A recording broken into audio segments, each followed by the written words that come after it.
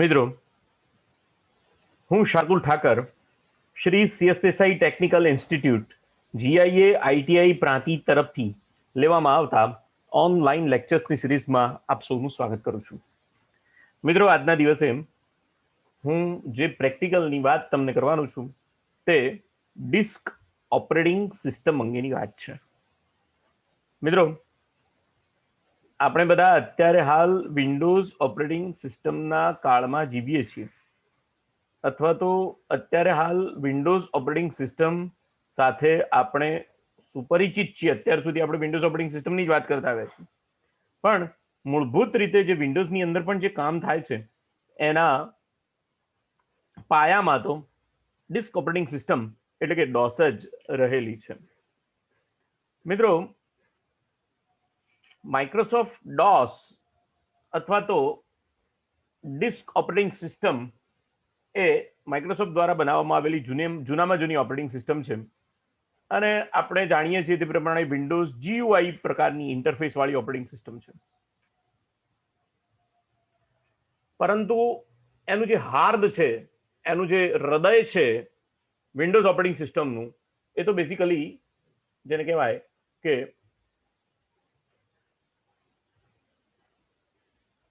DOS જ છે. એનું હૃદય તો ડોસ જ છે. અને આ જે આખી પ્રક્રિયા છે, અથવા તો ડોસ તમારા કોમ્પ્યુટરમાં ચાલુ થાય અથવા તમારું કોમ્પ્યુટર ડિસ્ક ઓપરેટિંગ સિસ્ટમનો ઉપયોગ કરીને ચાલુ થાય ત્યાં સુધી જે આખી પ્રક્રિયા જે છે એને આપણે બુટિંગ પ્રોસેસ કહીએ છીએ. આપણે બુટિંગ પ્રોસેસ પહેલા જોઈ ગયા છીએ. શું શું આવે ભાઈ બુટિંગ પ્રોસેસની અંદર? તો બુટિંગ પ્રોસેસની અંદર જે છે તે કોમ્પ્યુટરમાં પાવર સપ્લાય ઓન કરવામાં આવે ત્યારથી શરૂ કરીને ઓપરેટિંગ સિસ્ટમનું ડિટેક્શન થાય ત્યાં સુધીનો ફેઝ એ બૂટ ફેઝ છે એવું આપણે કહીએ છીએ. જેમાં સૌથી પહેલા જે થાય છે તે પાવર ઓન સેલ્ફ ટેસ્ટ થાય છે, POST.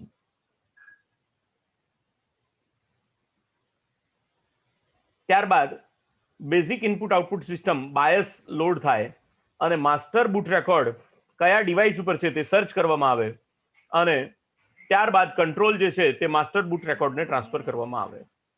અને આ MBR અથવા માસ્ટર બૂટ રેકોર્ડ જે છે એ NTLDR કે જે વિન્ડોઝ ઓપરેટિંગ સિસ્ટમનો બૂટ લોડર છે તેનો ઉપયોગ કરીને વિન્ડોઝ ઓપરેટિંગ સિસ્ટમને લોડ કરવાનું કામ કરે. MTLDR એ જ્યારે એક કરતા વધારે ઓપરેટિંગ સિસ્ટમ ઇન્સ્ટોલ કરેલી હોય ત્યારે કોઈ એક ઓપરેટિંગ સિસ્ટમને પસંદ કરવાની ફેસિલિટી પણ આપે, અને MBR ફેટ પાર્ટીશન અથવા NTFS પાર્ટીશન અનુસાર બૂટ રેકોર્ડને લોડ કરે. એટલે કે NTLDR જે છે તે સિસ્ટમ પાર્ટીશન ઉપર સ્ટોર હોય, અને NTLDR MBR ને કઈ ડ્રાઈવ ઉપર શોધવાનું છે તે જાણે છે, અને આ તમામ કાર્ય પૂરું કરવા માટે જે ફાઇલ્સનો ઉપયોગ કરવામાં આવે તેને સ્ટાર્ટઅપ ફાઇલ્સ કહેવામાં આવે. અહીંયા હું તમને સ્ટાર્ટઅપ ફાઇલ્સ કઈ હોય એનો આખો એક ચાર્ટ બતાવું છું. અહીંયા આગળ જે ચાર્ટ છે તે તમારી સ્ટાર્ટઅપ ફાઇલ કઈ કઈ કહેવાય છે એનો ચાર્ટ છે. વિન્ડોઝ ઓપરેટિંગ સિસ્ટમમાં અહીંયા એનું ફાઇલ નેમ છે, આ એનું લોકેશન છે, અને એનું એક્સપ્લોનેશન છે. દાખલા તરીકે NTLDR તે વિન્ડોઝ ઓપરેટિંગ સિસ્ટમની જે રૂટ ડિરેક્ટરી છે, C: ડ્રાઈવ છે, એની અંદર પડેલી હોય, અને બૂટ લોડર તરીકે એને ઓળખવામાં આવે. વિન્ડોઝ ઓપરેટિંગ સિસ્ટમના બૂટ લોડર તરીકે એને ઓળખવામાં આવે. boot.ini જે છે, boot.ini પણ એક ફાઇલ છે કે જે ફરી પાછી સ્ટાર્ટઅપ ડિસ્ક એટલે કે રૂટ ડિરેક્ટરીની અંદર પડેલી હોય, અને એની અંદર વિન્ડોઝનું પીસીનું બૂટ મેનુ અથવા બૂટ ઇન્ફોર્મેશન એની અંદર આપવામાં આવે, એની અંદર એ હોય. bootSector.doc એ પણ ફરી પાછી સ્ટાર્ટઅપ ડિરેક્ટરીની અંદર આ ફાઇલ પડેલી હશે, અને DOS boot information for the dual boot PC. antidetect.com નામની ફાઇલ હોય, antidetect.com નામની ફાઇલ હોય કે જે રૂટ ડિરેક્ટરીની અંદર પડેલી હોય, અને વિન્ડોઝ હાર્ડવેર ડિટેક્શન પ્રોગ્રામ જેને કહેવાય અથવા વિન્ડોઝ પાસે અત્યારે હાલ ઓપરેટિંગ સિસ્ટમમાં કયા કયા હાર્ડવેર્સના ડ્રાઈવર લોડ થયેલા છે અને કયા કયા ડ્રાઈવર નવા એને ડિટેક્ટ થાય છે, એ બધું કામ જે છે આ antidetect.com કરે. antibootdd.sys નામની ફાઇલ છે, એ પણ રૂટ ડિરેક્ટરીમાં પડેલી હોય અને વિન્ડોઝ દ્વારા સ્કઝી ડ્રાઈવર્સને તમારા પીસી સાથે જોડવાનું કામ કરે. બીજી અગત્યની ફાઇલ છે જેને આપણે કર્નલ કહીએ છીએ, antiOS kernel.exe. તે C:, વિન્ડોઝ અને એની અંદર system32 નામનું ફોલ્ડર હોય, એની અંદર પડેલી હોય કે જે વિન્ડોઝનું કર્નલ છે. આપણે વાત કરી ગયા છીએ આગળ કર્નલ શું છે ને બધી વાત આપણે ઓપરેટિંગ સિસ્ટમના પેલામાં કરી ગયા છે. HAL.dll ફાઇલ છે કે જે હાર્ડવેરનું એબ્સ્ટ્રેક્શન લેયરની ફાઇલ છે અને એ પણ system32 ફોલ્ડરમાં પડેલી હોય. સિસ્ટમ કી નામની ફાઇલ હોય, એ પણ system32 ફોલ્ડરમાં પડેલી હોય કે જે વિન્ડોઝની રજિસ્ટ્રી કી છે, કે જે વિન્ડોઝની રજિસ્ટ્રી અંગેની ઇન્ફોર્મેશન ધરાવે છે. ત્યાં રજિસ્ટ્રીની ફાઇલ છે. અને drivers.drv નામની ફાઇલ હોય કે જે પીસી સ્પેસિફાઈડ ડિવાઇસ ડ્રાઈવર્સ વિન્ડોઝ માટેના લોડ કરે. અને ત્યારબાદ ઓપરેટિંગ સિસ્ટમનો અમુક ભાગ લોડ થાય અને મેમરીમાં આ ભાગ લોડ થાય. મેમરીમાં આ ભાગ અમુક જગ્યા રોકે અને ઓપરેટિંગ સિસ્ટમ સદાયના માટે મેમરીની અંદર જેને કહેવાય રેસિડેન્શિયલ બને. રેસિડેન્શિયલ બને એટલે મેમરીમાં જ્યાં સુધી તમારું કોમ્પ્યુટર ચાલુ છે ત્યાં સુધી એ અંદર રહે અને તમારા જે રોજિંદા કાર્યો કરવાના છે એ કાર્યો કરવા માટે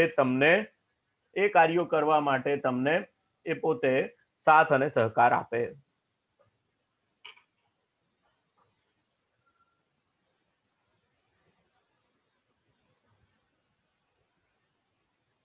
આ વિન્ડોઝ એક્સપી લોડ થાય એટલે કર્નલ લોડ થાય, કર્નલ ઇનિશિયલાઇઝ કરવામાં આવે અને એની જુદી જુદી સર્વિસીસ લોડ થાય અને તમને એનું લોગઓન તમને પ્રાપ્ત થાય. એટલે કે હવે મેમરી રેસિડેન્શિયલ ઓપરેટિંગ સિસ્ટમ તમારી બની ગઈ છે એમ કહેવાય. અને આ મેમરી રેસિડેન્શિયલ ઓપરેટિંગ સિસ્ટમ બની ગઈ છે એ શેના ઉપરથી ખબર પડે? તો વિન્ડોઝ માટેની અથવા તો જે ઓપરેટિંગ સિસ્ટમ છે એના માટેની સૌથી અગત્યની ફાઇલ જે છે ત્યાં command.com નામની ફાઇલ ઉપરથી ખબર પડે. એટલે વિન્ડોઝ ઓપરેટિંગ સિસ્ટમ જે કાર્ય કરે છે તે કયા કમાન્ડ આપવાથી શું કામ થાય છે. આપણે બે પ્રકારની ઓપરેટિંગ સિસ્ટમની વાત કરવાના છીએ. એક ગ્રાફિકલ યુઝર ઇન્ટરફેસ જે માઉસથી કામ કરે છે, કીબોર્ડથી કામ, અને જે કેરેક્ટર યુઝર ઇન્ટરફેસ છે કેરેક્ટરથી કામ કરે છે. એટલે DOS જે છે તે કેરેક્ટરથી કામ કરતી ઓપરેટિંગ સિસ્ટમ છે, જ્યારે વિન્ડોઝ જે છે તે માઉસથી ઓપરેટિંગ સિસ્ટમથી કામ કરે છે અથવા માઉસના ઉપયોગથી કામ કરે છે. તો કેરેક્ટર યુઝર ઇન્ટરફેસ છે કે જેની અંદર તમે કંઈ કમાન્ડ આપો છો અને તમારા કમાન્ડને કોમ્પ્યુટર અનુસરે છે. એ જે ઓપરેટિંગ સિસ્ટમના જે કમાન્ડ્સ છે એને આપણે આ પ્રેક્ટિકલની અંદર ભણવાના છીએ.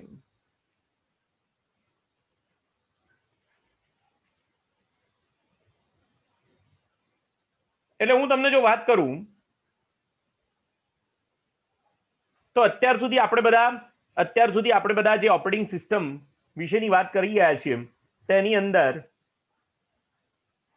હાર્ડવેરના ઉપર ઓપરેટિંગ સિસ્ટમ, એના ઉપર એપ્લિકેશન સોફ્ટવેર. એ એપ્લિકેશન સોફ્ટવેર તરીકે બેન્કિંગ સિસ્ટમનું કોઈ સોફ્ટવેર હોય, અહીંયા એરલાઇનનું સોફ્ટવેર હોય અથવા વેબ બ્રાઉઝરનું સોફ્ટવેર હોય, કોઈ પણ સોફ્ટવેર હોઈ શકે, કમ્પાઇલર હોઈ શકે, એડિટર હોઈ શકે, કોઈ પણ એપ્લિકેશન સોફ્ટવેર કે જે તમને તમારા ધ્યેય સુધી લઈ જવા માટે મદદરૂપ બને એવું કોઈ પણ સોફ્ટવેર હોય. તો ઓપરેટિંગ સિસ્ટમનો જે કર્નલ છે, kernel is a central component operating system. અહીંયા આ રીતે CPU, મેમરી અને ડિવાઇસીસ આ બધાને એક સાથે લાવીને કોઈ એક એપ્લિકેશન દ્વારા તમને એ ડિવાઇસ પાસે કામ કરાવવા માટેનો અધિકાર આપે છે અથવા તમને એક્સેસ આપે છે. તમને એનો ઉપયોગ કરવા માટે, જે તે ડિવાઇસ પાસેથી કામ લેવા માટે તમને એક્સેસ આપે છે.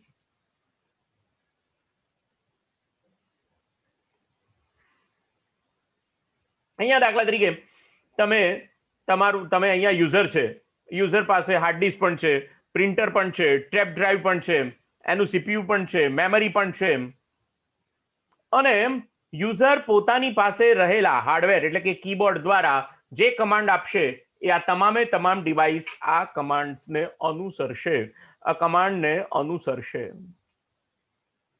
એટલે માઇક્રોસોફ્ટ વિન્ડોઝ અથવા માઇક્રોસોફ્ટ ડોસ જે છે એ જ્યાં સુધી મેમરી રેસિડેન્શિયલ ન બને ત્યાં સુધી તમારી ઓપરેટિંગ સિસ્ટમ લોડ થયેલી છે એમ કહેવાય નહીં.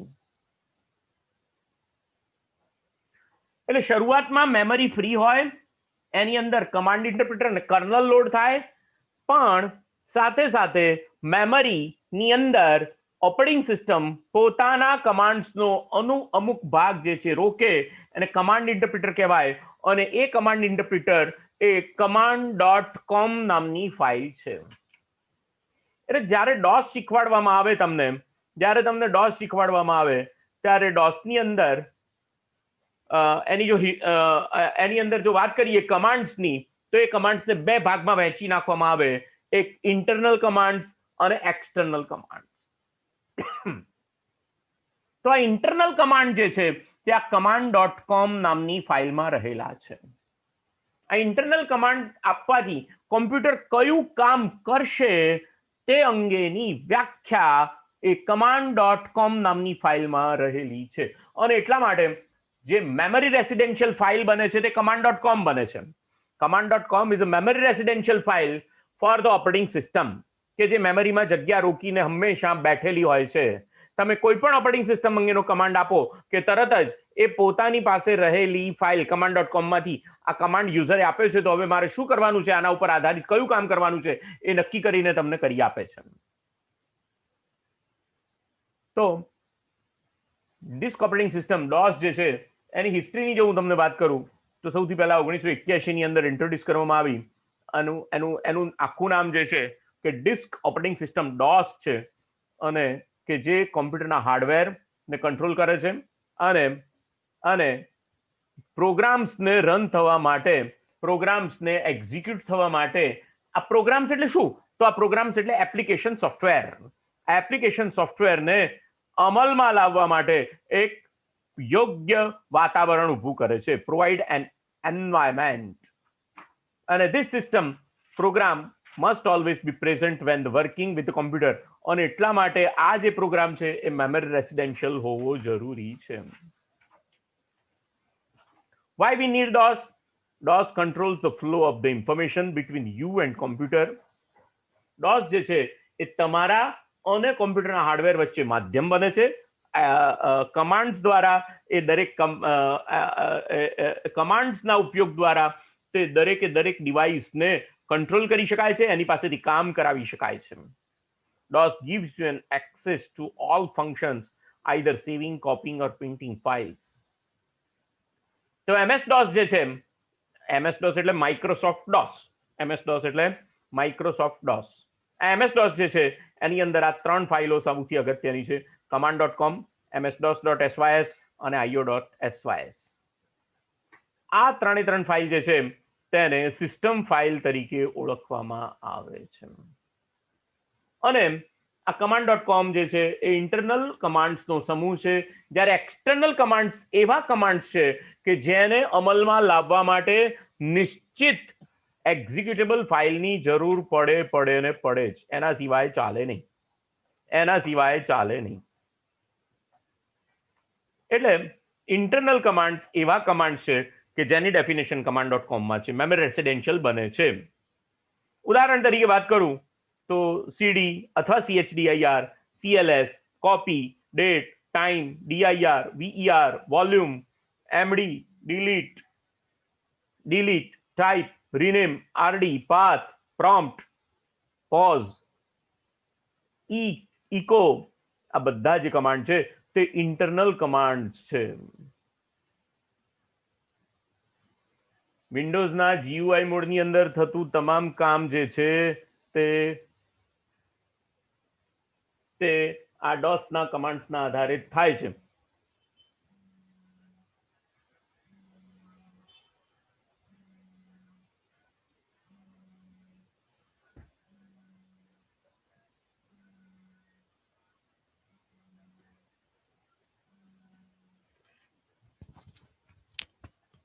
हेलो,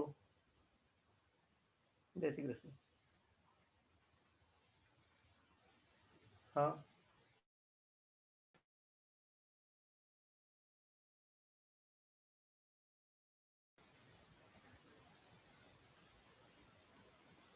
તો આ જે બધા કમાન્ડ છે તે ઇન્ટરનલ કમાન્ડ્સનું લિસ્ટ છે. આ જે બધા કમાન્ડ છે તે ઇન્ટરનલ કમાન્ડ્સ છે. તો આ બધા ઇન્ટરનલ કમાન્ડ કેવી રીતે અમલમાં લાવવાના એની વાત હું તમને હવે કરવા જઈ રહ્યો છું. કોઈ પણ ઇન્ટરનલ કમાન્ડને અમલમાં લાવવા માટે તમારે ડોસ મોડ ઓપન કરવો પડે. શું ઓપન કરવું પડે? ડોસ મોડ અથવા કમાન્ડ મોડ એને કહેવાય. કમાન્ડ મોડ ઓપન કરવું પડે.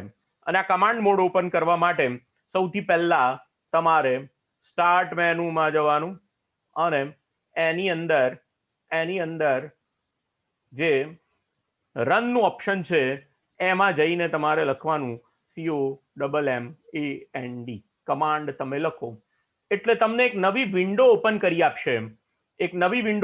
આપશે. અને આ વિન્ડો હવે કમાન્ડ મોડમાં ઓપન થઈ છે એમ કહેવાય. એટલે કે ડોસ મોડની અંદર એટલે તમે જુઓ અહીંયા આગળ ઉપર આ વિન્ડોની અંદર શું લખેલું છે? પહેલા Microsoft Windows version 6.1.7.601 copyright 2009 Microsoft corporation. એટલે વિન્ડોઝ 7 જે છે એનું ડોસ કોમ્પિટેબલ વર્ઝન છે 6.1. તો આવી રીતે એક નવી વિન્ડો ઊભી થશે, નવી વિન્ડો દેખાશે કે જેની અંદર તમને કમાન્ડ પ્રોમ્પ્ટ આપવામાં આવશે. સૌથી પહેલા હવે આપણે આ વસ્તુને સમજશું. પ્રોમ્પ્ટ એટલે શું? પ્રોમ્પ્ટ એટલે અહીંયા એક કર્સર બ્લિંક કરતું તમને દેખાય છે. આ કર્સર બ્લિંક કરતું દેખાય છે એનો મતલબ એવો થયો કે હવે તમારા પાસેથી તમારું કોમ્પ્યુટર કોઈ પણ કમાન્ડ લેવા માટે તૈયાર છે. એનો મતલબ એવો થાય. અને તમે જે કમાન્ડ આપશો એ પ્રમાણે તમારું કોમ્પ્યુટર કામ કરશે. પણ એ કોમ્પ્યુટર તમે જે કમાન્ડ આપશો એ કયા ફોલ્ડર ઉપર એક્ઝિક્યુટ કરશે તો એનો પાથ અહીંયા તમને બતાવેલો છે. અને તમે જે કમાન્ડ આપશો એને અને પેલા પાથને જુદું પાડવા માટે ગ્રેટર ધેનની નિશાની આપવામાં આવેલી છે જેને કમાન્ડ પ્રોમ્પ્ટ કહેવામાં આવે છે. તમે એન્ટર આપશો તો અહીંયા ફરીથી કમાન્ડ પ્રોમ્પ્ટ તમને લખાયેલો દેખાશે. તમે કંઈ કરવાનું કીધું નથી એટલે ફરી પાછો કમાન્ડ પ્રોમ્પ્ટ દેખાશે. અને અહીંયા તમારે કોઈ પણ કમાન્ડ લખ્યા પછી એન્ટર આપવું ફરજિયાત છે. જ્યાં સુધી તમે એન્ટર નહીં આપો ત્યાં સુધી તમારું કોમ્પ્યુટર એ કમાન્ડને એક્ઝિક્યુટ કરશે નહીં.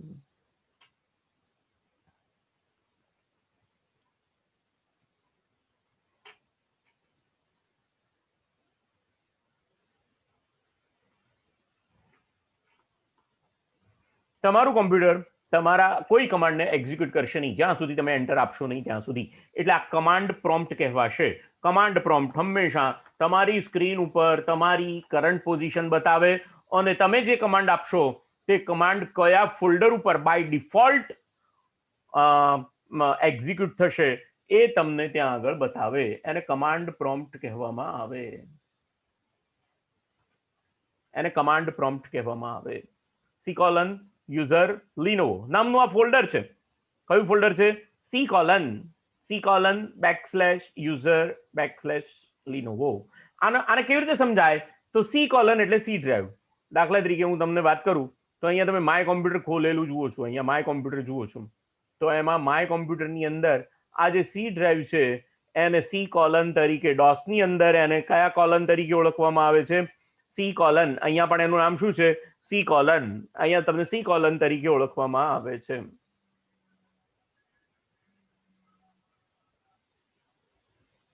C: તરીકે આને ઓળખવામાં આવે છે.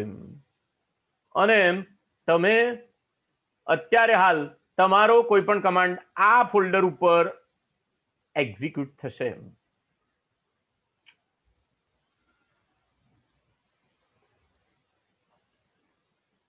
બીજી રીતે જો તમારે ઓપન કરવું હોય, બીજી રીતે જો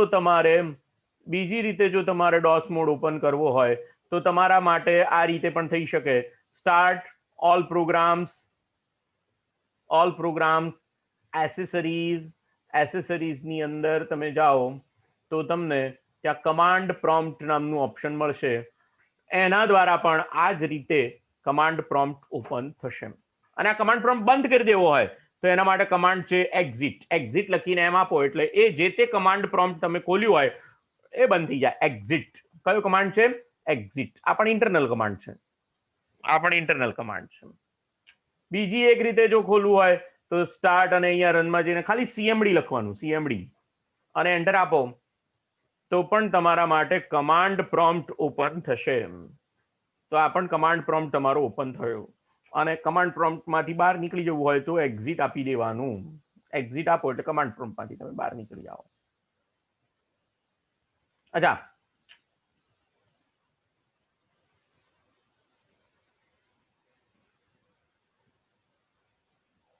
કોઈ પણ કમાન્ડની તમને હેલ્પ મળશે. અને અહીંયા ફરીથી પેલો નિયમ તમારે યાદ કરી લેવો પડે.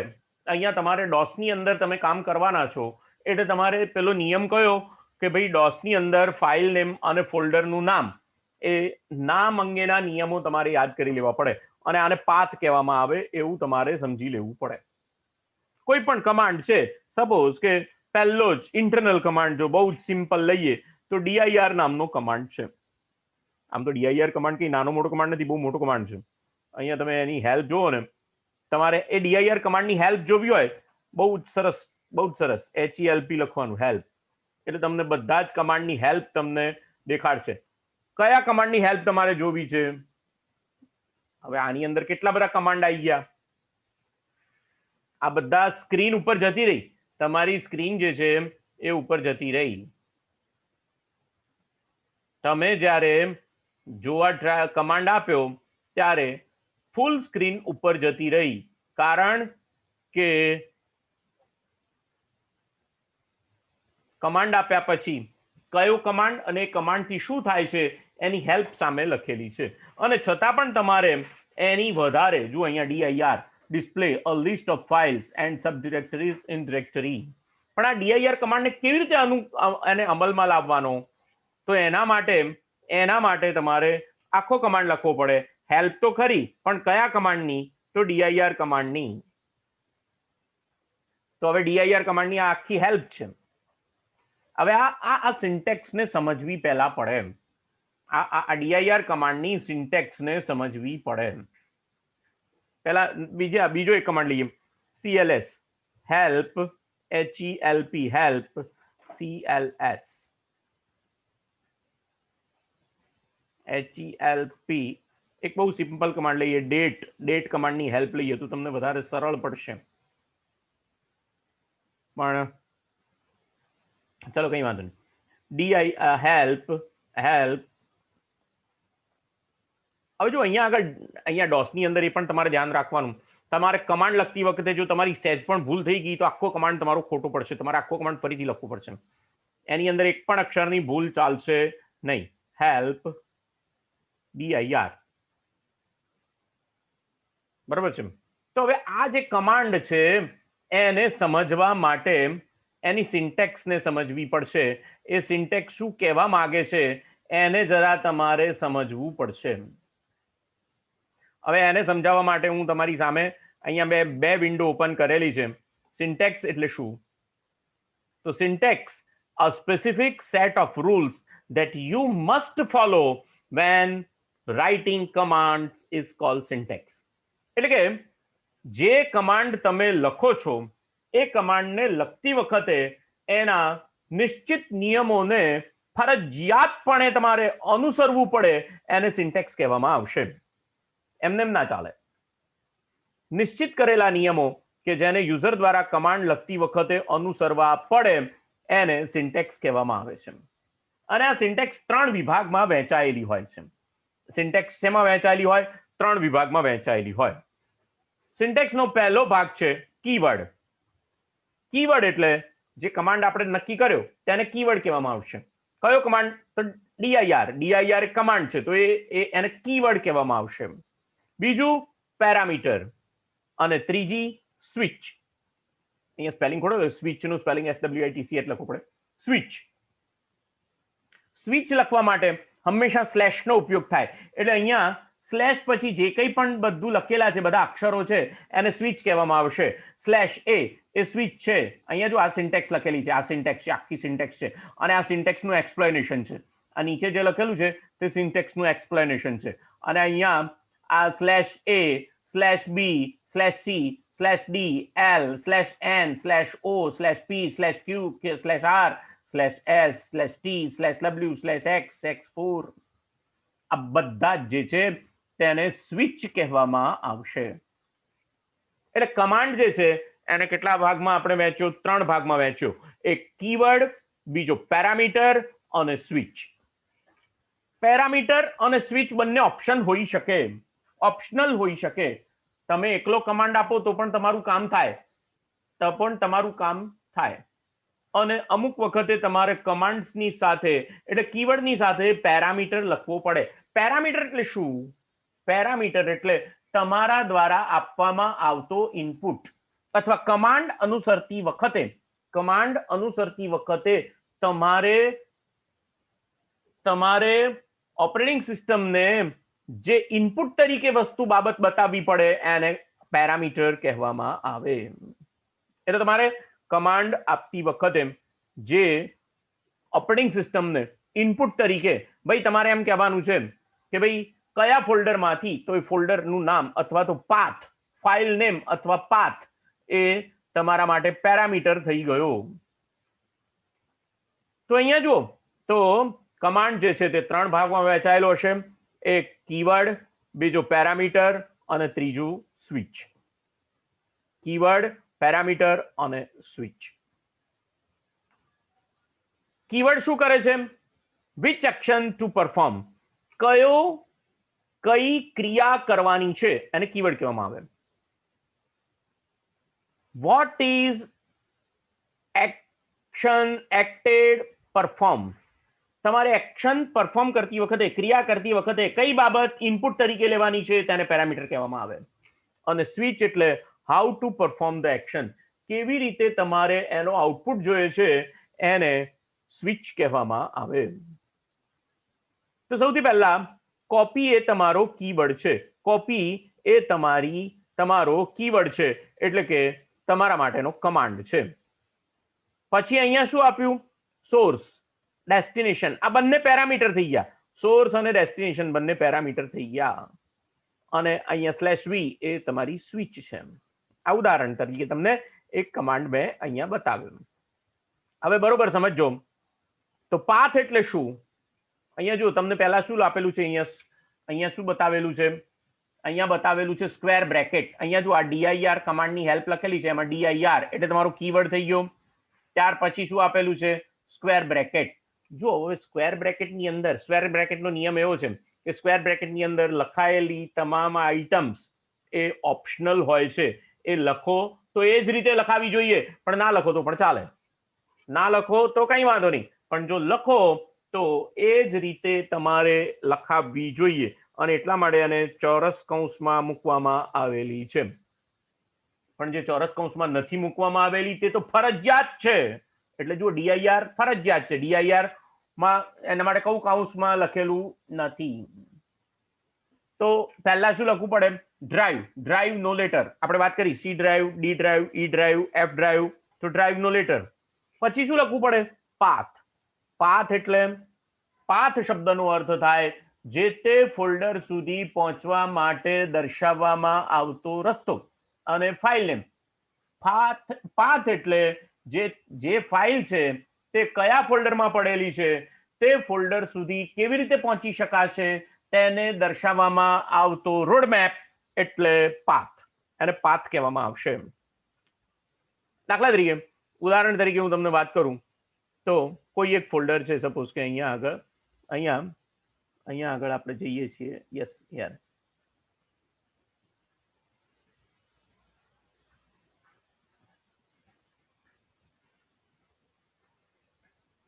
તો જો અત્યારે હાલ તમારું ફોલ્ડર કયું છે, તમે ક્યાં આગળ છો, તો તમારો પાથ શું થઈ ગયો? તો અહીંયા તમારો પાથ થઈ ગયો સી ડ્રાઈવ બેકસ્લેશ. આ પહેલું બેકસ્લેશ, આ બેકસ્લેશ શબ્દનો બેકસ્લેશનો અર્થ શું થાય છે એને જરા બરોબર સમજી લો. બેકસ્લેશ એટલે રૂટ ડિરેક્ટરી દર્શાવવા માટેની નિશાની છે. રૂટ એટલે એકદમ મૂળિયાવાળી ડિરેક્ટરી, મૂળ એટલે બેઝિક ડિરેક્ટરી બતાવવા માટેનો પહેલો બેકસ્લેશનો મતલબ થાય છે રૂટ ડિરેક્ટરી. રૂટ ડિરેક્ટરી એટલે એકદમ મૂળિયાવાળી ડિરેક્ટરી, એકદમ બેઝિક ડિરેક્ટરી અને રૂટ ડિરેક્ટરી કહેવાય. સી ડ્રાઈવ, સી બેકસ્લેશ, પહેલું backslash, first backslash is the first backslash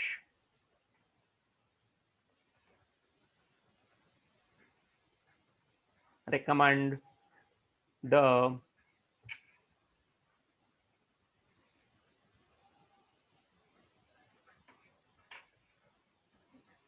root directory. અને આ ડિરેક્ટરી એટલે મારે અમુક વખતે બોલવાની અંદર તમને કહેવું પડશે ડિરેક્ટરી. ડિરેક્ટરી એટલે ડિરેક્ટરી શબ્દનો અર્થ થાય છે ફોલ્ડર. ડિરેક્ટરી એટલે તમારે એવું જ સમજવાનું. હવે આને શું કહીશું આપણે? ફોલ્ડર. ડિરેક્ટરી એટલે ફોલ્ડર. તો અહીંયા હું એમ લખું સી કોલન અને બેકસ્લેશ. તો જુઓ, સી ડ્રાઈવમાં રહેલું બહુ જ પહેલું ફોલ્ડર, સી ડ્રાઈવમાં રહેલી રૂટ ડિરેક્ટરી પહેલું જ ફોલ્ડર. અહીંયા સ્પેલિંગ ખોટો લખાઈ ગયો, FOLDER આવે. પહેલું જ ફોલ્ડર રૂટ ડિરેક્ટરી અને એમ કહેવાય. એની અંદર અને જો તમે ત્યાં આગળ પછી કોઈ ફોલ્ડરનું નામ લખો અને પછી એની અંદર બેકસ્લેશ આવે તો રૂટ ડિરેક્ટરી અને રૂટ ડિરેક્ટરીની અંદર રહેલું બીજું ફોલ્ડર, સપોઝ કે અહીંયા આઈટીઆઈ કોપા નામનું ફોલ્ડર છે, તો અહીંયા બીજું કયું ફોલ્ડર રહ્યું? હવે ITI_કોપા. તો અહીંયા તો મારે એનો પાથ કેવી રીતે લખાય? ITI_કોપા રૂટ ડિરેક્ટરી, એમાં રહેલું ફોલ્ડર અને એની અંદર બીજું કયું ફોલ્ડર છે ભાઈ? બેચ 76, BATCH 76, બેચ 76 નું ફોલ્ડર છે. તો બેચ 76 નો પાથ શું થયો? સી ડ્રાઈવ, એમાં ITI કોપા અને બેચ 76 એ એનો પાથ થયો. તો કોઈ પણ ફોલ્ડર અને કોઈ પણ ફાઇલ સુધી પહોંચવા માટે જે રૂટનો ઉપયોગ કરવો પડે, જે એડ્રેસનો ઉપયોગ કરવો પડે, એને પાથ કહેવામાં આવે છે. તો હવે આગળ જોઈએ, આપણી સિન્ટેક્સને આગળ વધારીએ. તો અહીંયા ડ્રાઈવ, પાથ અને ફાઇલ નેમ, બરોબર છે? ડ્રાઈવ, પાથ અને ફાઇલ નેમ, પછી બધી સ્વિચ આવે. એટલે આપણી આ જે dir ની હેલ્પ છે એની અંદર dir એ કીવર્ડ છે, ડ્રાઈવ, પાથ અને ફાઇલ નેમ એ પેરામીટર છે, અને પછી બધી સ્વિચ ચાલુ થઈ ગઈ. પછી બધી સ્વિચ, પહેલા સ્વિચ કોઈ દિવસ ના આવે.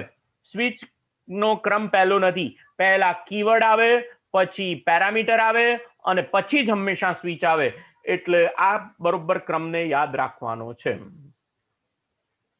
કેટલા બધા કમાન્ડ છે આપણે જોવાના છે. દરેક કમાન્ડથી શું થાય એ યાદ પણ રાખવું પડશે અને કોઈ પણ ક્રિયા કરતી વખતે.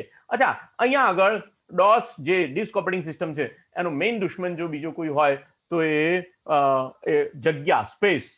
તમારે કોઈ જગ્યાએ કમાન્ડની અંદર જ્યાં સુધી તમને સિન્ટેક્સમાં ના બતાવી હોય ત્યાં સુધી સ્પેસ આપવાની નથી. બરોબર, ધ્યાન આપજો.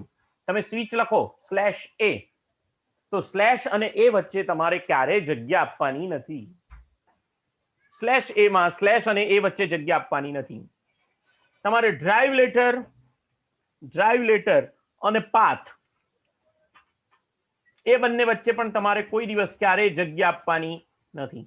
એટલે કીવર્ડ અને કીવર્ડ પછી જગ્યા આપવી પડે, પછી ડ્રાઈવ અને પાથ આપવો પડે અને પછી સ્વિચીસ આપવી પડે. પણ સ્વિચની અંદર સ્લેશ અને સ્વિચના નામ વચ્ચે જગ્યા આપવાની નથી. તો અહીંયા આગળ હું તમને જુદા જુદા DOS ના કમાન્ડ્સ વિશે હવે માહિતી આપવાનો છું. એની આપણે સિન્ટેક્સ જોઈશું અને સાથે સાથે એ કમાન્ડ દ્વારા શું થશે એની પણ આપણે વાત કરીશું. તો અહીંયા સૌથી પહેલો કમાન્ડ છે સીડી. તો અહીંયા આગળ અચ્છા એ કમાન્ડ આપતા પહેલા એક બીજો હું તમને કમાન્ડ શીખવાડીશ, સીએલએસ. આ સીએલએસ કમાન્ડ શું કરશે? તો ભાઈ સીએલએસ કમાન્ડ જે છે ને એ તમારી સ્ક્રીનને ક્લિયર કરી આપશે. જો અહીંયા મેં કમાન્ડ શું લખ્યો? સીએલ. તો હવે જુઓ આ કમાન્ડ કંઈક જુદું જ કામ કરે છે. એટલે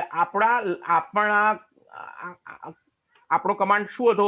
સીએલએસ. હું લખવાનું ભૂલી ગયો, એસ અને સીએલ લખાઈ ગયું, તો એ કમાન્ડ આપણું કામ કરશે નહીં. અને જેવો સીએલએસ આપીશ એટલે સ્ક્રીન મારી શું કરી આપશે? ક્લિયર કરી આપશે. તો આ ઇન્ટરનલ કમાન્ડ છે સીએલએસ.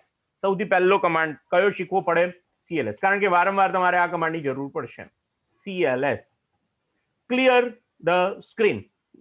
તમારે હેલ્પ જોવી હોય, હેલ્પ લખી અને સીએલએસ લખો તો તમે સીએલએસ ની હેલ્પ બતાવે. Clear the screen. કમાન્ડ પછી કોઈ પેરામીટર નહીં, કશું જ નહીં, એકલો કી વડે જ એની સિન્ટેક્સ થઈ ગઈ, સીએલએસ. સરસ. બીજો કમાન્ડ આપણે અહીંયાથી શીખીશું, ડ્રાઈવ લેટર બદલતા.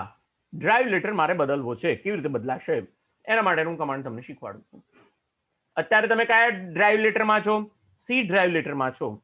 તમારે ડી ડ્રાઈવ લેટરમાં જવું છે તો અહીંયા સિમ્પલ ડી ડ્રાઈવ લખી એન્ટર આપો એટલે હવે તમારો કરંટ પાથ જે કયો થઈ ગયો? ડી ડ્રાઈવ થઈ ગયો. એટલે તમારા બધા જ કમાન્ડ જે છે તે ડી ડ્રાઈવ ઉપર એક્ઝિક્યુટ થશે. તમારા બધા કમાન્ડ ક્યાં એક્ઝિક્યુટ થશે?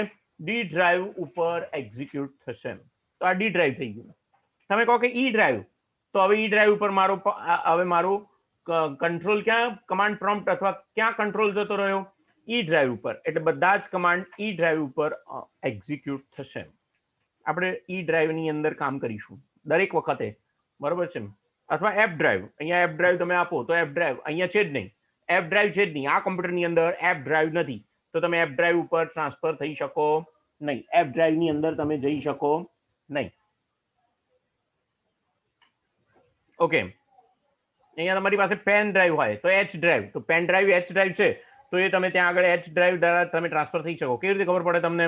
માય કોમ્પ્યુટરમાં તમે જાઓ અને માય કોમ્પ્યુટરની અંદર તમે અહીંયા આગળ તમે જુઓ એચ ડ્રાઈવ, જી અને એચ એમ બંને ડ્રાઈવ્સ છે તમારી પાસે, બરાબર છે? અહીંયા એફ ડ્રાઈવ છે તે તમારી સીડી નું ડ્રાઈવ છે અથવા ડીવીડી નું ડ્રાઈવ છે.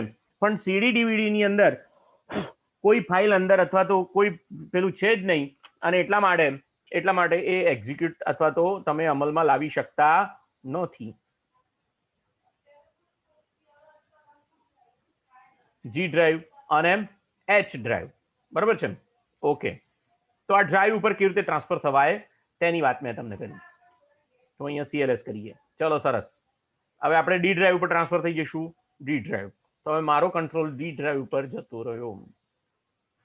અહીંયા આગળ જો ડોસ ની અંદર આ કામ કરવા માટે બહુ સરળ છે. ડોસ ની અંદર તમારે આ કામ કરવું હોય તો ડી ડ્રાઈવ ઉપર ડબલ ક્લિક કરો એટલે તમે ડોસ ની અંદર જતા રહો. ડોસ ની અંદર તમે ડોસ નામના ડોસ ની અંદર તમે જતા રહેશો, બરોબર છે? તો હવે આ એક કમાન્ડ તમારે જે વારંવાર લખવો પડશે એ કમાન્ડનું નામ છે ડીઆઈઆર. આ ડીઆઈઆર એટલે શું કરે છે?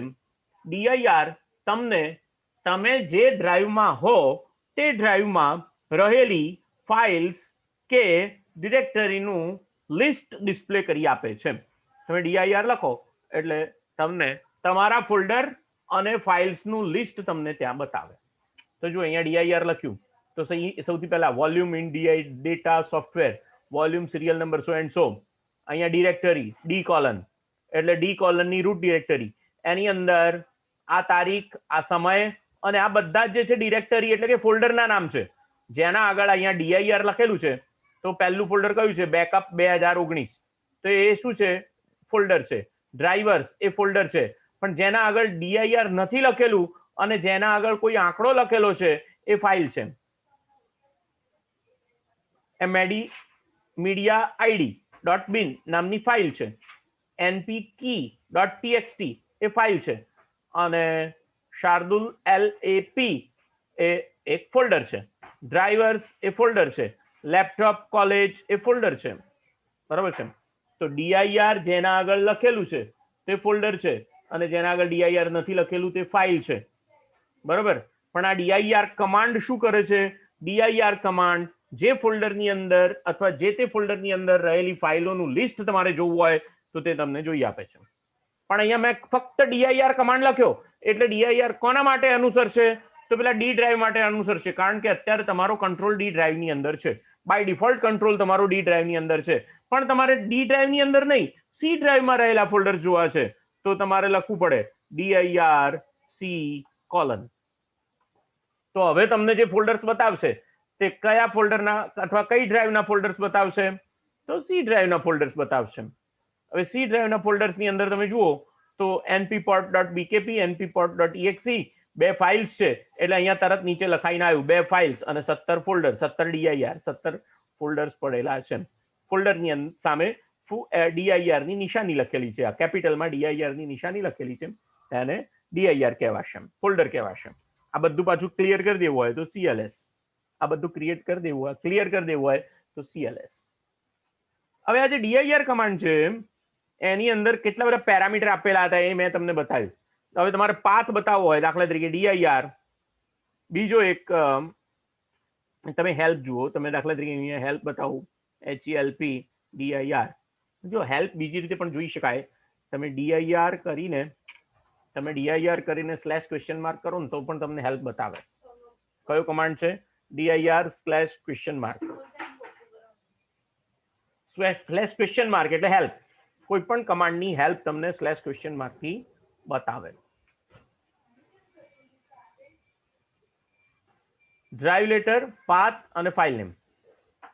સ્લેશ એ એટલે કોઈ પણ એટ્રીબ્યુટ વાળી, સ્લેશ એ એટલે બધા એટ્રીબ્યુટ વાળી ફાઇલ બતાવે.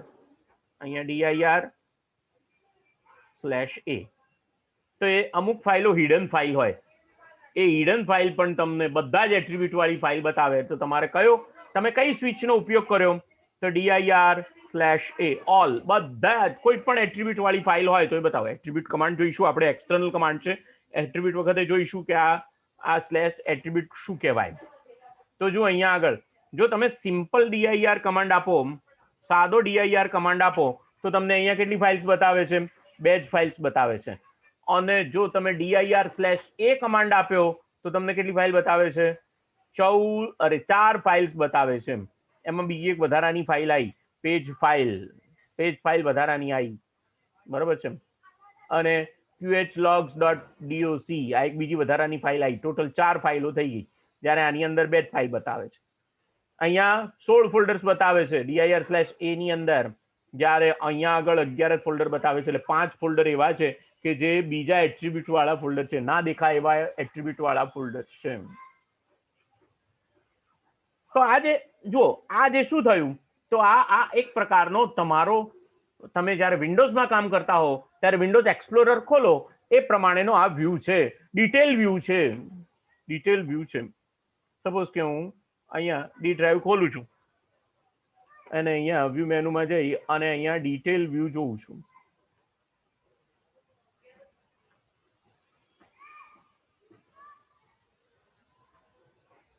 તો જો અહીંયા મને ડિટેલ વ્યૂ દેખાય છે. ફોલ્ડરનું નામ આમાં પહેલા છે, આમાં ફોલ્ડરનું નામ છેલ્લે છે. આની અંદર બધી ફાઇલો બતાવે છે. આની અંદર ડેટ ઓફ મોડિફિકેશન પહેલા બતાવે છે, આમાં બીજા નંબરમાં બતાવે. અહીંયા ટાઈપની અંદર ફોલ્ડર લખેલું છે, જ્યારે અહીંયા ટાઈપની અંદર ડીઆઈઆર લખેલું છે. ડીઆઈઆર એટલે આ ફોલ્ડર છે એમ સમજવું પડે આપણે. અને એ રીતે જે તે ફાઇલનું નામ પણ ત્યાં આગળ કયા એક્સટેન્શન વાળી ફાઇલ છે એ પણ બતાવે છે. અહીંયા સાઇઝ પણ બતાવે છે, અહીંયા પણ સાઇઝ બતાવે છે. અને અહીંયા તમારો આ જે ડિટેલ વ્યૂ છે એની અંદર 15 આઇટમ્સ બતાવે છે. અહીંયા 15 આઇટમ્સ બતાવે છે. અહીંયા 11 ને 2 13 આઇટમ્સ બતાવે છે. અહીંયા 2 ફોલ્ડર હિડન છે, અહીંયા 2 ફાઇલો અને 2 ફોલ્ડર ને આ બધું. એટલે અહીંયા આગળ જે ડિટેલ વ્યૂ બતાવે છે એ જ ડિટેલ વ્યૂ તમને ડોસની અંદર જોવા માટે કયા કમાન્ડનો ઉપયોગ કરવો પડે છે? તો કે તમારે ડીઆઈઆર સ્લેશ એ નામના કમાન્ડનો ઉપયોગ કરવો પડે. ડીઆઈઆર કમાન્ડ જે છે એ કમાન્ડ ડીઆઈઆર કમાન્ડ જે છે તે કમાન્ડની સાથે બીજી પણ સ્વિચ વાપરી શકાય છે. તો અહીંયા dir /question માર્ક કરીએ અને બીજી કઈ સ્વિચ છે /b. તો /b દ્વારા શું થશે? uses the bare format, no heading information or summary. કોઈ સમરી નહીં બતાવે. dir/b તો કોઈ સમરી નહીં બતાવે, બધું જ લિસ્ટ ખાલી ફાઇલનું નામ જ બતાવશે, ફાઇલના નામ જ બતાવશે. /c કરીએ, બેર ફોર્મેટ કહેવાય એને, બેર ફોર્મેટ કહેવાય.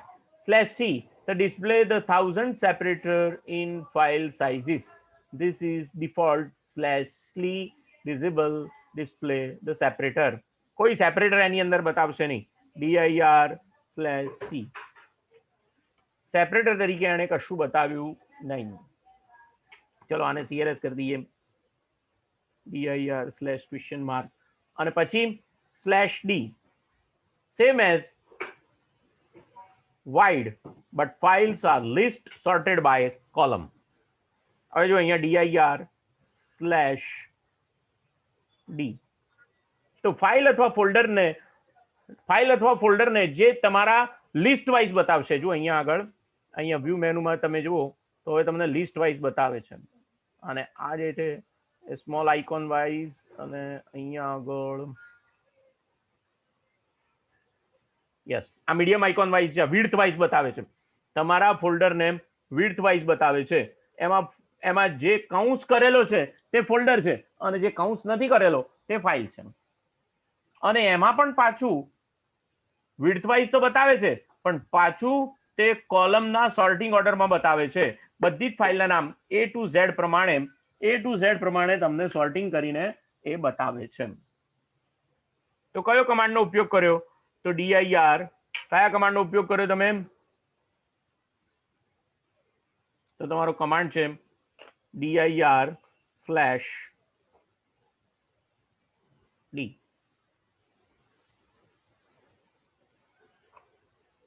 તમે જો અહીંયા L નામની સ્વિચ વાપરો તો બધા અક્ષરો લોઅર કેસમાં બતાવે.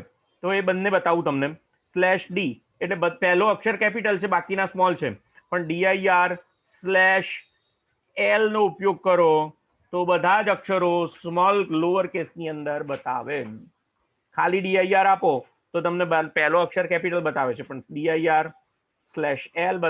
લખો તો બધા જ અક્ષરો લોઅર કેસમાં તમને ફાઇલના નામના બતાવે. એ જ રીતે dir ની અંદર /o આપો તો તમને જેના સોર્ટિંગ ઓર્ડરમાં તમારે સોર્ટ કરવું હોય તે પ્રમાણે બતાવે. દાખલા તરીકે /os તો સાઇઝ પ્રમાણે સોર્ટ કરીને બતાવે. તો dir/o અને પછી s લખવું પડે. તો dir/o લખો તો બધી જ ફાઇલો જે છે તે સાઇઝ વાઇઝ સોર્ટ કરીને બતાવશે.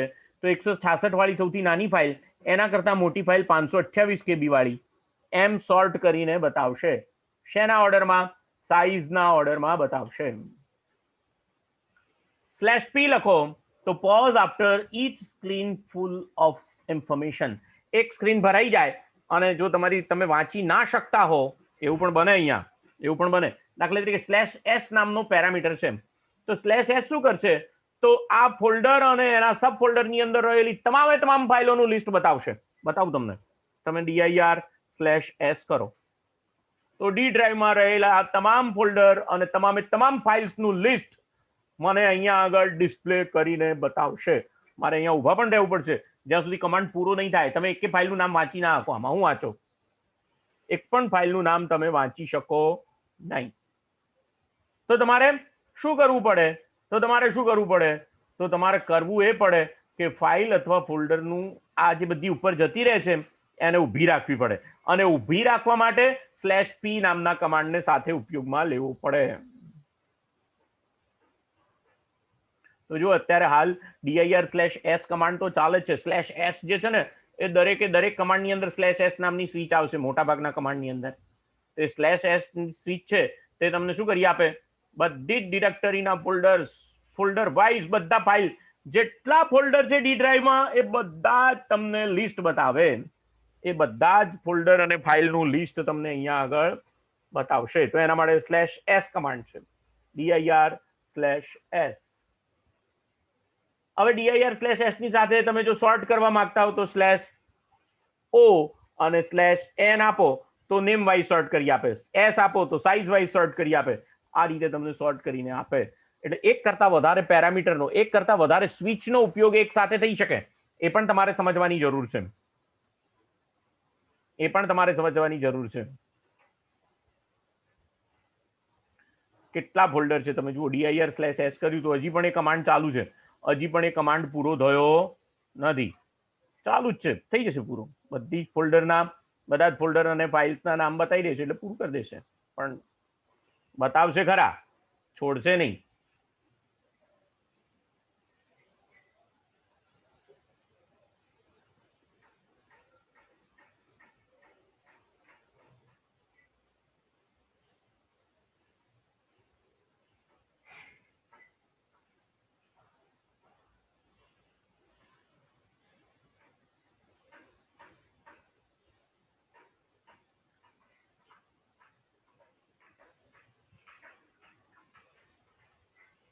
છેલ્લે પાછું સ્ટેટસ પણ બતાવશે, કેટલા ફોલ્ડર છે ને કેટલી ફાઇલ છે ને એની સાઇઝ શું છે ને બધું બતાવી દેશે.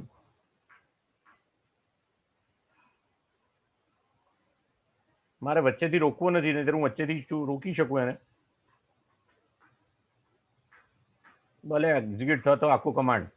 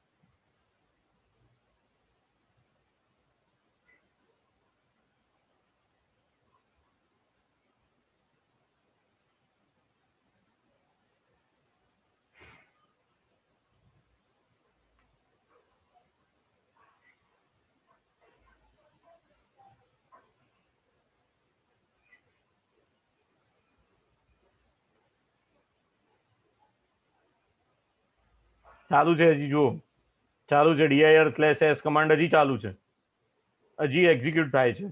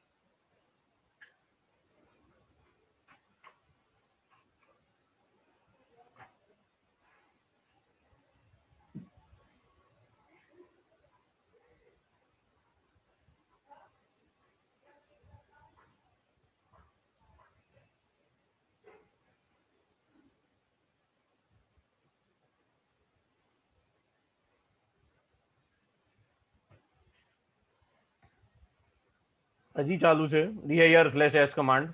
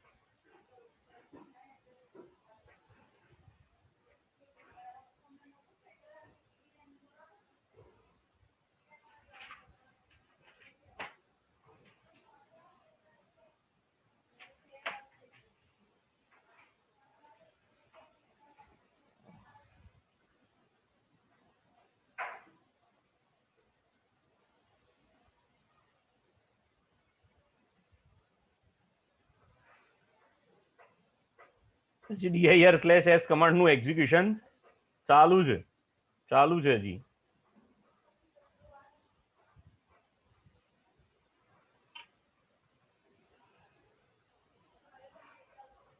આ ભલે ચાલુ રહ્યું, આપણે એટલામાં આગળ બીજી વિન્ડો ખોલી નાખીએ, પછી એટલે બતાવું તમને હું. અહીંયા ફરી પાછું COMMAND કમાન્ડ લખીએ એટલે એ વિન્ડોમાં એક કમાન્ડનું એક્ઝિક્યુશન ચાલે અને છતાં પણ તમને બીજી વિન્ડો એ ઓપન કરી આપશે.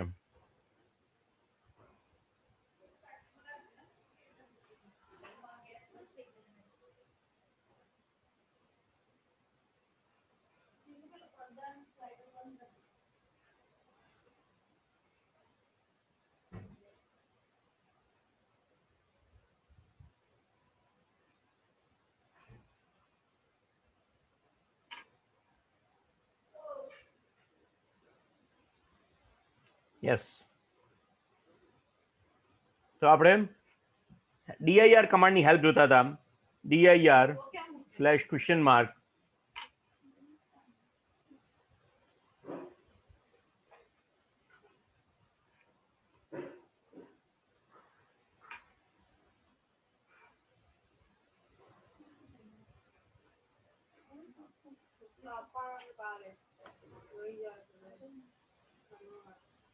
તો જો /s/t controls which time field displays are used for the sorting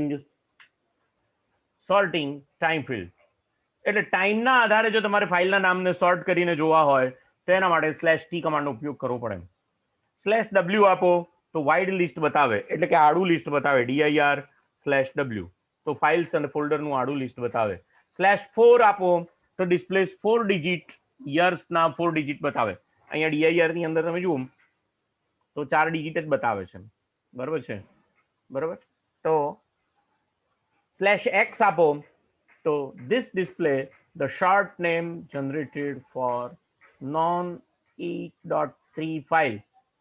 8.3 file એટલે 8 અક્ષર અને ડોટ અને 3 અક્ષર આ પ્રમાણેની ફોર્મેટમાં ફાઇલના નામ બતાવે. દાખલા તરીકે તમે અહીંયા dir આપ્યું તો તમને બધા આખી ફાઇલનું નામ આખું બતાવે છે, પણ અહીંયા તમે dir/x આપો તો તમને શોર્ટ અક્ષરનું નામ પણ બતાવે.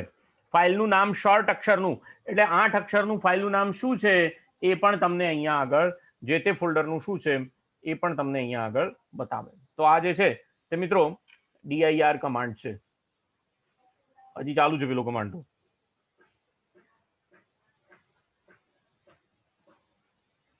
કશો વાંધો નહીં, એ પૂરો થાય એટલે બતાવીશ તમને, એ વખતે તમને ખ્યાલ આવી જશે કે dir કમાન્ડ. અચ્છા, બીજો એક આગળનો કમાન્ડ છે. આજે પહેલા બીજો કમાન્ડ શીખીએ છીએ. અહીંયા cls કરી દઈએ. બીજો જે કમાન્ડ આપણે શીખીશું તે ફોલ્ડર બનાવવા માટે DOS ની અંદર કયા કમાન્ડનો ઉપયોગ થાય છે તે આપણે જોઈશું. તો અહીંયા કમાન્ડનું નામ છે md અથવા mkdir. કમાન્ડ md / લખો એટલે તમને md કમાન્ડની સિન્ટેક્સ બતાવે. તો જો અહીંયા આગળ md command, if command explains are enabled, mkdir change are as follows. mkdir command જે છે તે તમને નવું ફોલ્ડર ક્રિએટ કરવા માટેની ફેસિલિટી આપે છે. તો mkdir અથવા md ડ્રાઈવ અને પાથ, તમારે ક્યાં આગળ નવું ફોલ્ડર ક્રિએટ કરવાનું છે તે આગળ તે જગ્યાએ તમારે અથવા તે રીતે કમાન્ડ લખવો પડે. સપોઝ કે મારે dir અથવા ડી ડ્રાઈવની અંદર નવું ફોલ્ડર ક્રિએટ કરવું છે તો અહીંયા લખીશ md d:\md d: અને હું ફોલ્ડરનું નામ આપીશ ITI. તમે મિત્રો જોજો અહીંયા આગળ આ ડી ડ્રાઈવર બતાવેલું છે. આ સ્ક્રીનમાં જે વર્ડ વિન્ડો ઓપન કરેલી છે એક્સપ્લોરેશન માટે ડી ડ્રાઈવ, એની અંદર ડી ડ્રાઈવના ફોલ્ડર જ બતાવે છે. હું અહીંયા જેવો આ કમાન્ડ આપીશ, અહીંયા બરોબર જોઈ લેજો, અત્યારે ITI નામનું કોઈ ફોલ્ડર નથી, પણ હું અહીંયા ITI આપીશ એટલે એક નવું ફોલ્ડર અહીંયા મને બતાવી દેશે. અહીંયા એક નવું ફોલ્ડર મને બતાવશે કે જે આ કમાન્ડ md કમાન્ડ દ્વારા ફોલ્ડર ક્રિએટ કર્યું, એ પણ તમને એક્સપ્લોરેશનમાં તો એ જ રીતે બતાવશે. નવું ફોલ્ડર કયું બનાવ્યું નવું ફોલ્ડર? આઈટીઆઈ. એટલે મારા ફોલ્ડરનું નામ શું થઈ ગયું? હવે આઈટીઆઈ નામનું ફોલ્ડર મેં ક્રિએટ કર્યું. પાછળ જો પેલો કમાન્ડ હજી એક્ઝિક્યુટ થાય છે, કંઈ વાંધો નહીં. તો આ એક ફોલ્ડર બનાવ્યું મેં. ક્યાં બનાવ્યું? તો કે ડી ડ્રાઈવના રૂટ ફોલ્ડરની અંદર એક ફોલ્ડર બનાવ્યું. હવે મારે આ ફોલ્ડરમાં મારા કમાન્ડને લઈ જવું છે, અથવા મારો કોમ્પ્યુટરનો જે કંટ્રોલ છે મારે આ ફોલ્ડરમાં લઈ જવો છે. અચ્છા, બીજું ફોલ્ડર બનાવીએ. હવે આઈટીઆઈ ફોલ્ડરની અંદર બીજું ફોલ્ડર બનાવવું છે મારે. આઈટીઆઈ ફોલ્ડરની અંદર બીજું ફોલ્ડર બનાવવું છે. તો મારે કમાન્ડ તો પહેલા લખવું પડશે એમડી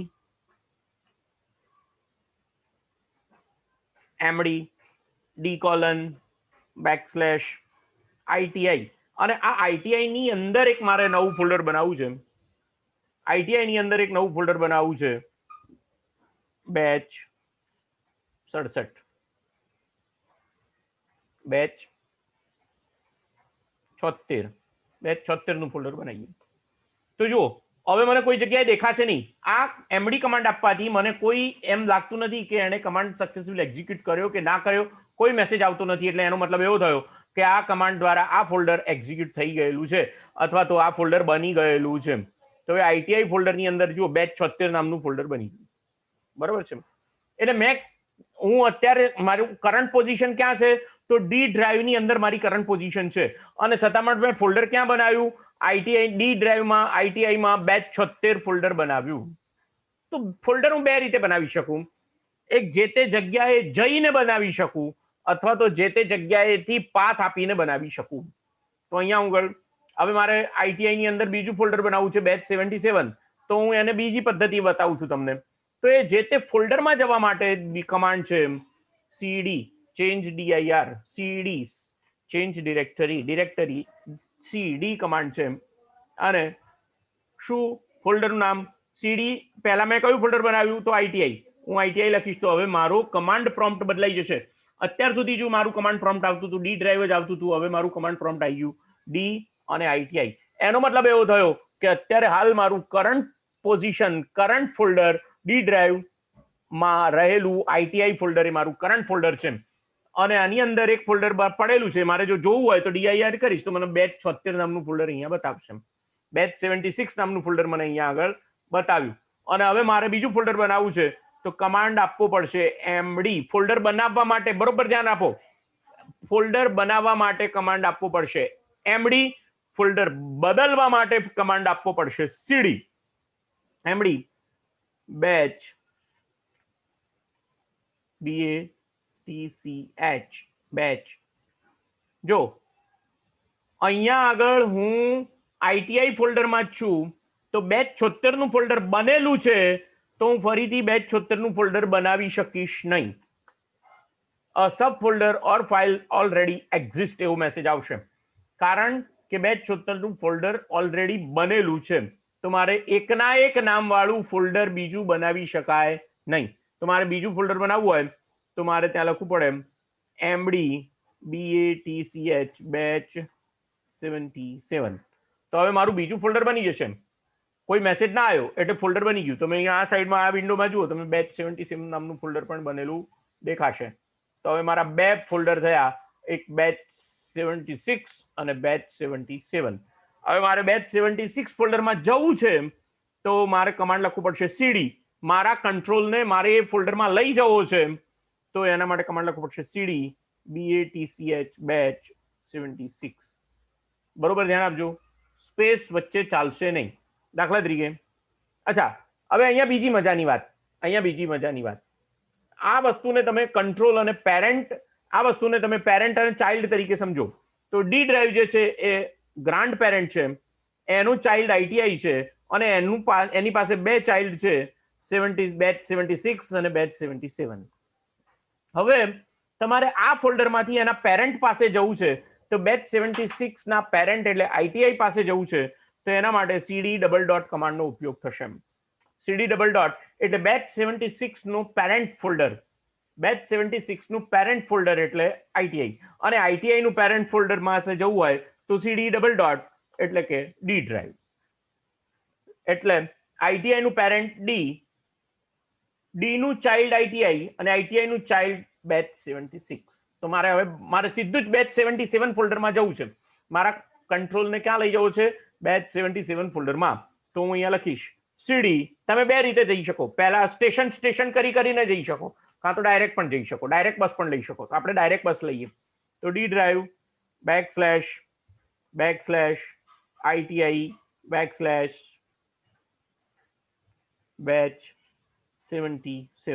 તો હવે હું અત્યારે સીધો જ વચ્ચે કોઈ પણ સ્ટેશન વગર બેચ 77 ફોલ્ડરમાં મારો કંટ્રોલ પહોંચી ગયો.